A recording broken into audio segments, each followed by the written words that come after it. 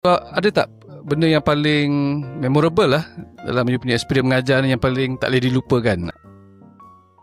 Sebenarnya pengalaman paling yang saya tak boleh lupakan lah back to 2017 ke 2016, di mana saya mengajar satu center dekat Subang Jaya. Kemudian saya bagi tahu mereka bahawa mereka, sebab pelajar ada nombor phone, jadi diorang memang save nombor phone saya lah.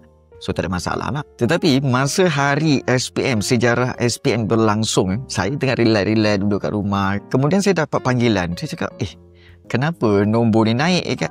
Saya tengok, oh nama pelajar. Saya cakap, kenapa pelajar ni? Kau bukan ke sekarang ni tengah exam? Saya angkat lah kan. Rupa-rupanya dia cakap, hello cikgu, tolong saya. Rupa-rupanya pelajar tu telah meletakkan telefon dia dalam toilet. Kemudian dia keluar daripada dewan. Dia pergi toilet, dia call, cikgu, tolong saya cikgu. Saya ada soalan ni. Kau ni bukan ke ada dekat dalam peperiksaan, dalam dewan? Ya cikgu, saya keluar sekejap kat toilet ni. Jadi tolong saya. Okey, tolong apa? Dia pun bagilah. Saya rasa ada 3 soalan dia tanya. Dia tanya, saya pun serba salah kan. Tapi yelah, orang dah call kan, jadi tak apalah, saya bantulah kan, saya bagi tahu. Tapi belum tentu dia dapat jawab kan. Jadi saya pun bagi tahu lah, okey, soalan tu macam ni.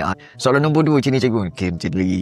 About 5 minit jugalah, 5 minit ke 7 minit jugalah dia call tu kan.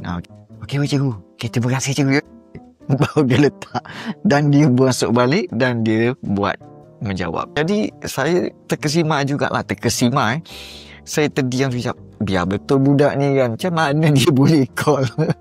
Tapi dia berani lah. Tak adalah cemerlang pun. Saya rasa dalam C+ macam tu lah kan. Tapi itu memang pengalaman yang saya tak boleh lupa lah sampai sekarang. Saya nasihatkan pelajar-pelajar janganlah buat macam tu kan. Tak elok. Saya rasa tak ada masa pun sepatutnya. Masa pelajar waktu exam tu jangan dibazirkan dengan pergi ke toilet semua. Jangan.